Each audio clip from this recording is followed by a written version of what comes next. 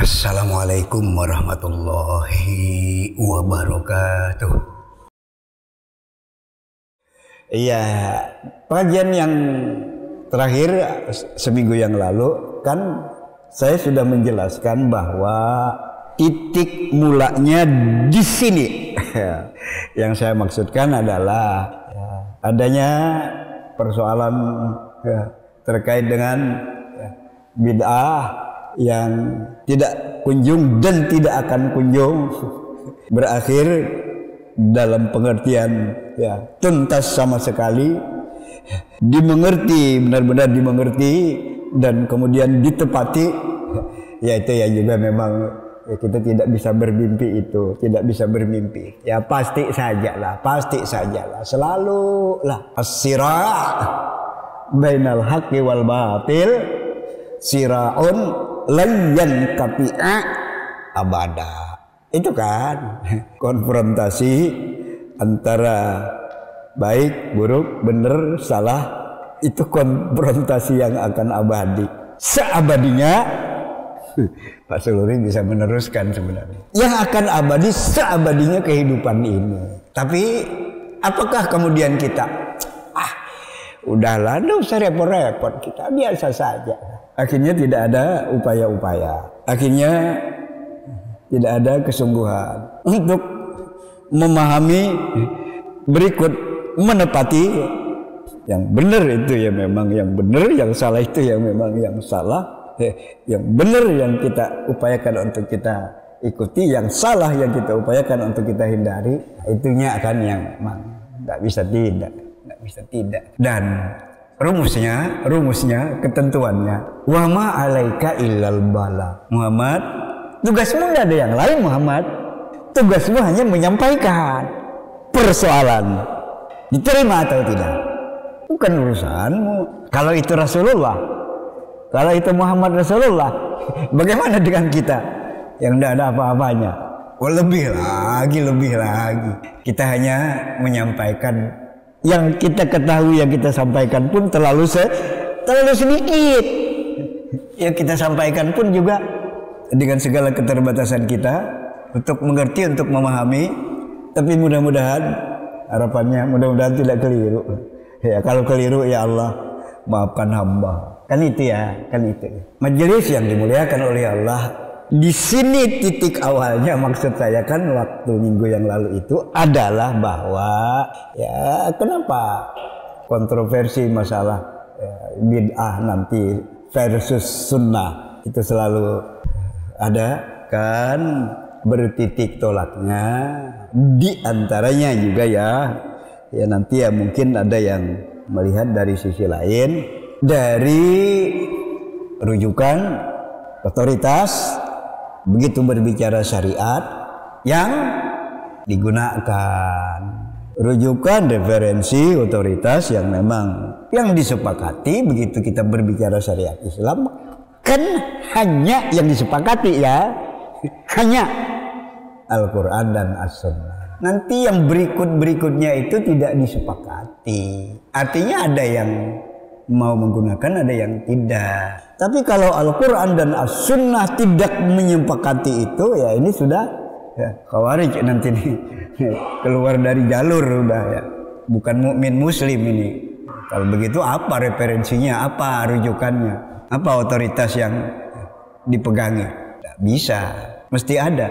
Dan sekali lagi yang disepakati adalah Al-Quran dan As-Sunnah. Nanti berikut ijma, berikut qiyas, berikut masalih mursalah, berikut al-istihsan, ada yang tercecer asar. Maksudnya adalah asar sahabat, bukan firman, bukan sabda, tapi asar. Ya ini juga ada yang menerima, ada yang tidak, atau dengan catatan asar kalau sejalan dengan Al-Quran dan As-Sunnah terima, kalau tidak sejalan dengan Al-Quran dan As-Sunnah kita tolak. Ya kita untuk memahami asar apakah diterima atau ditolak dengan pandangan seperti ini ya kita sependapat saja. Ya kalau asar sejalan kita terima, kalau asar tidak sejalan kita tolak. Ucapan sahabat maksudnya, perilaku sahabat maksudnya, tindakan sahabat maksudnya. tapi sejalan. Iya. Ya maka kita tidak ada alasan untuk tidak menerima. Ya tapi kalau tidak sejalan, nah nanti ada yang mau menerima, ada yang menolak. Ashabi kan nujum, kata Rasulullah.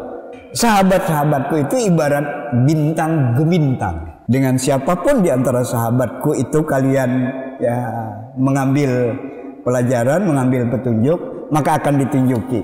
Ya tentu semacam garansi dari Rasulullah kan terkait dengan para sahabat. Ya cuman itu tadi ya bagi kita ya is okay ya selama memang sejalan. Nah, majelis yang dimuliakan oleh Allah. Nah, kita beri contoh ya. Kita beri contoh asar sahabat yang kemudian mengundang kontroversi. Azan Jumat di zaman Rasulullah cuman sekali. Berlanjut hingga ke zaman Abu Bakar, ke zaman Umar, di zaman Utsman saya mau mengatakan berkreasi, berpendapat, punya pemikiran yang sudah tidak persis sebagaimana yang dilakukan oleh Rasulullah. Seperti apa?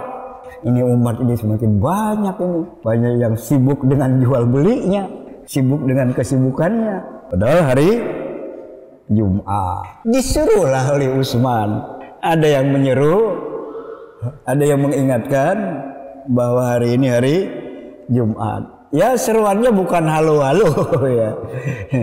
Seruannya bukan memukul kentongan, bukan. Iya, tapi seruannya, dan ini disepakati kan. Jadi menyeru itu dengan azan. Ya seruannya azan. Tapi azannya sebelum masuk waktu Jumat. Sebelum masuk waktu zuhur kalau di luar Jumat. Dan juga bukan di dalam masjid, di luar, di pasar. Pertanyaannya, apakah Utsman membuat perkara bid'ah yang berarti menyesatkan? Nah, kan sudah mulai, ini ngeri-ngeri sedap nih katanya nih sebagian orang. Mau dikatakan berbuat bid'ah padahal beliau sahabat. Mau dikatakan tidak bid'ah, tidak dilakukan di zaman Rasulullah. Mungkin tetap tanda kutip ya, masalah kan. Nah sehingga hal-hal yang seperti ini mari kita tata, kita pahami dengan apik lah. Harapannya aman. Menuduh Utsman justru mempelopori bid'ah, tidak berani. Tapi perbuatan Utsman sendiri ya memang bukan sesuatu yang konvensional, yang memang sudah berlangsung dari Rasulullah, Abu Bakar, Umar. Beliau khilaf konvensional, ya, mencoba berbeda dengan yang sudah. Nah, maka mendudukannya sekalipun tetap nanti ya tidak bisa disepakati. Silahkan 2 kali, tapi yang pertama sebelum masuk waktu. Jangan di dalam masjid, udah ada ya yang azan di pasar sekarang ya, udah ada yang azan di jalan ya. Artinya sudah ditenggang kan, tetap masuk masjid. Oh ditenggang lagi, sudah masuk waktu. Nah, yang begini ini kan memang ada pihak yang agak keberatan. Ya kalau mau 2 kali di pasar dong. Yang pertama. Kalau mau 2 kali, yang pertama jangan di dalam masjid dong. Paling tidak tahu riwayat lah.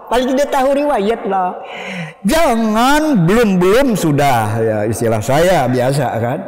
Jangan belum sudah menyimpulkan. Yang azan sekali itu hanya orang-orang Muhammadiyah. Yang azan 2 kali orang-orang yang non Muhammadiyah. Ada tambahannya lagi enggak? Inilah saya mengatakan penyakit umat di Indonesia. Kalau bukan Muhammadiyah pasti NU, penyakit di Indonesia. Orang biar tidak mendaftar ya kalau sudah bukan Muhammadiyah pasti NU. Maka NU organisasi terbesar umat Islam, bukan hanya di Indonesia, di dunia. Itu kira-kira kan bahasa sebagian orang. Ya kita tidak bicara Muhammadiyah, tidak bicara NU lah. Kalau bicara agama, orang-orang yang cerdas. Minggu depan saya bahas ini nih, ya. Minggu depan saya bahas ini. Udah punya buku ini enggak? Ya udahlah saya bacakan judulnya Bukti-bukti Gus Dur Wali. Komen saya sebentar, apa iya? Apa iya? Nantilah. Nah, badan itu akan rusak, tubuh itu akan rusak kalau kepalanya rusak. Apa hubungannya Ustadz dengan nantilah kita bahas lah minggu depan insya Allah. Gus Dur Wali, apa tidak salah harokat, apa tidak salah baris? Wali atau wala? nantilah. Apa bedanya wali dengan wala? Ya nantilah. Kita teruskan ya. Baru satu tadi ya, masalah azan Jumat. Udah tahu kan? Ya karena diberitahu. Apa sih riwayatnya? Kenapa sih? Tapi ya lagi-lagi ya umat ini karena memang tidak diilmui, tidak dipahamkan, hanya diberi kesimpulan, yang azan 2 kali itu orang-orang tradisional, yang azan sekali itu orang-orang Muhammadiyah. Kamu Muhammadiyah kah? Kalau kamu bukan Muhammadiyah ya jangan ke masjid itu masjid Muhammadiyah lah. Jadi cara berislam yang seperti ini yang memang tidak elok, yang memang tidak cantik ya. Nah, berikut kita tambah.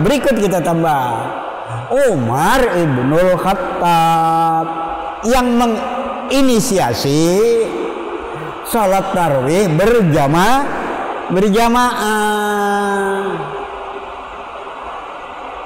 Bahkan Umar mengatakan ni'matil bid'atu hadhihi. Inilah bid'ah yang sebaik-baiknya bid'ah. Nah, tapi jangan gusar.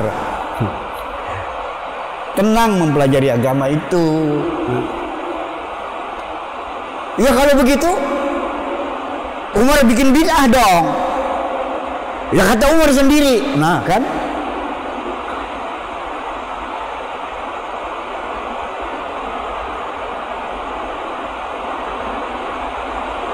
padahal kalau kita sedikit mau tenang,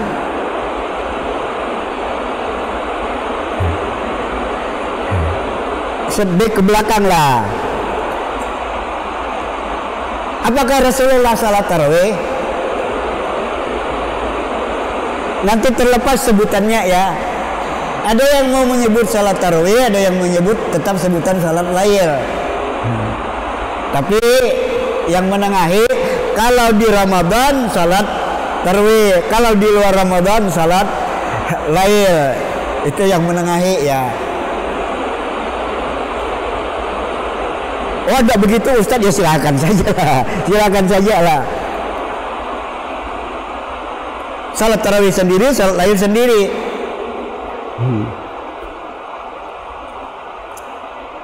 Ada hal-hal yang bisa diselesaikan, ada yang tidak bisa diselesaikan. Nah, Rasulullah itu salat tarawih atau udahlah ya, salat lail udah kebiasaan Rasulullah. Nah, di malam Ramadan beliau salat, ada yang ngikuti. Yang kedua kalinya, malam kedua yang ngikuti lebih banyak. Di malam ketiga lebih banyak lagi, dan akhirnya beliau memutuskan tidak datang lagi ke jamaah. Ditanya oleh jamaah, kenapa Rasulullah tidak datang? Kami nunggu-nunggu. Bukan apa-apa, nanti dikira wajib. Bukan apa-apa, nanti dikira wajib. Artinya ini sudah mensunnahkan, dalam arti mensyariatkan bahwa salat tarawih itu memang ada yang hukumnya sunat, dan silahkan yang mau mengerjakan, silahkan kerjakan sendiri, silahkan. Tapi di saat beliau hadir dan kemudian salat ada yang mengikuti, apakah beliau mengatakan jangan diikuti aku hanya salat sunat? Kan juga tidak.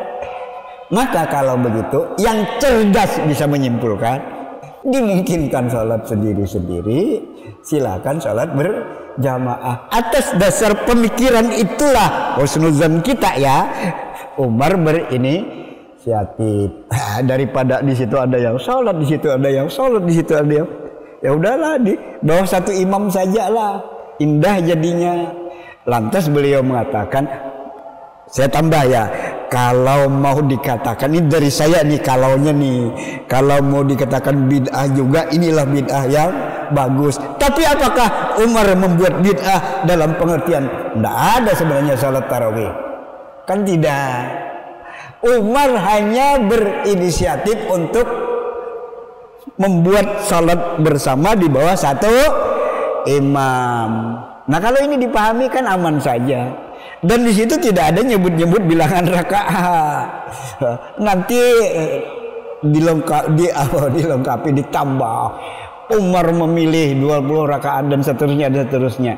Nah sehingga dari situ ya kemudian ya terbangunlah opini bahwa ya di satu pihak mengatakan ya bahwa ya bid'ah itu ada yang baik, ada yang tidak baik, ada yang hasanah, ada yang tidak hasanah. Dasarnya ucapan Umar. Itu ya. Nah, nanti belum lagi tambahan yang lain-lainnya.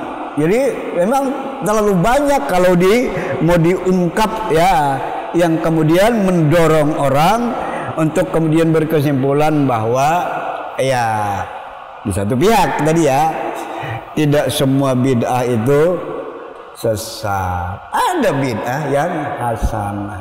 Tapi pertanyaan yang harus dijawab jujur, siapa yang punya otoritas untuk mengatakan ini hasanah, ini bukan hasanah? Bingung juga kan? Gus Dur pernah mengatakan, silahkan nilai, kita nilai ucapan Gus Dur. Nah, kalau pabrik rokok ditutup, kehilangan kemaslahatan yang besar, kurang lebihnya ya.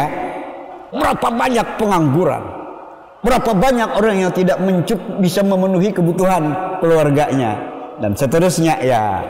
Jadi kalau begitu ya memang jangan sekali-kali menutup pabrik rokok. Tapi pertanyaannya, maslahat di satu sisi, mudarat di sisi lain. Umpama kita dihadapkan pada perkara yang seperti itu, cerdas dong menimbang lebih besar mudaratnya atau lebih besar manfaatnya untuk mengobati orang-orang yang ya, untuk ya discovery orang-orang yang memang kena penyakit yang sangat berat akibat merokok, dari penghasilan rokok dengan biaya yang digunakan untuk mengobati konon. Karena saya bukan peneliti, jauh dari berimbang, terlalu besar biaya pengobatan. Artinya kalau di total ya, untuk manusia sejagat korban daripada rokok. Nah ini kan bicara masalah dan mudarat. Makanya kaidahnya menyebutkan idza ta'arada mafsadatani ru'aya ahaduhuma dararan birtikabi ahafihim. Kalau dihadapkan pada kemudaratan di satu sisi, nanti kemaslahatan di sisi lain, ya tentu kalau kemaslahatannya lebih dirugikan maka tinggalkan. Tapi ya kalau kemudaratnya lebih kecil, artinya kemanfaatannya yang lebih besar, ya maka tetap dipilih. Ya kalau sama-sama mudaratnya, ya diambil yang lebih ringan. Ya itulah ya, jadi hal-hal yang begini ini yang kemudian yang sepihak mengatakan ya itu bid'ah, selesai, tidak bisa. Tapi yang lain mengatakan itu tidak bid'ah, tapi bid'ah hasanah. Tapi pertanyaannya, siapa yang akan menghukumi? Siapa yang akan jadi wasit? Ya ini hasanah, ini bukan hasanah. Tidak ada wasitnya kan, kecuali orang-orang yang memang benar-benar cerdas, yang benar-benar mengerti ya syarak ya. Kalau hanya mengerti yang di tepi-tepinya saja ya, kemudian setiap ada hal baru ya ini kan hasanah, ini kan hasanah, ya kacau juga agama. Dan hadis Rasulullah Sallallahu Alaihi Wasallam tentu harga mati. Apa kata Rasulullah? Kullu bid'atin dhalalah. Tapi di sini juga orang keberatan, masa sesat Nah, udahlah kita dudukkan secara benar dulu ya. Setiap yang mengada-ada dalam persoalan syariat itu ya, setiap yang mengada-ada dalam persoalan syariat, syariat tidak membuat itu, tidak secara langsung, tidak pemahaman, orang membuat-buat, mengada-ada, tidak ada jalan untuk kita tidak bersepakat kalau itu balalah, kalau itu sesat. Ya tinggal itu tadilah. Ya, jeli, teliti, jujur, ikhlas, insya Allah Allah akan menunjukkan jalan. Wallahu a'lamu bis shawab. Tidak apa-apa kalau ada yang bertanya, satu orang sudah ada bayangan tentang bid'ah, sudah bisa kira-kira memilah dan memilih hasanah dan dolalah. Yang tidak diinginkan adalah gitu mendengar kata-kata bid'ah, udah kayak kebakaran jenggot, itu yang tidak diinginkan. Loh, Nabi kok yang mengatakan, tinggal mana yang benar-benar bid'ah, gitu ya. Minggu depan kita bahas inilah. Jadi gini, arifi syarra muttaqi, man la ya'rifu syarra waqa'afi. Pelajari keburukan itu, pelajari kesesatan itu, untuk kemudian kamu berupaya menghindarinya. Orang yang tidak tahu keburukan, tidak tahu kesesatan, berpotensi terjerumus ke dalamnya. Ya, di antara koleksi buku saya ya termasuk ini. Tapi orang yang tidak bisa menyaring, wah bahagia banget dengan buku ini nih. Nanti sebagian orang resah dengan buku ini. 99 kesaksian kalau Gus Dur itu wali. Iya. Wallahu a'lamu bissawab. Subhanaka Allahumma wa bihamdika asyhadu an la ilaha illa anta astaghfiruka wa atubu ilaik. Walhamdulillahirabbil alamin. Assalamualaikum warahmatullahi wabarakatuh.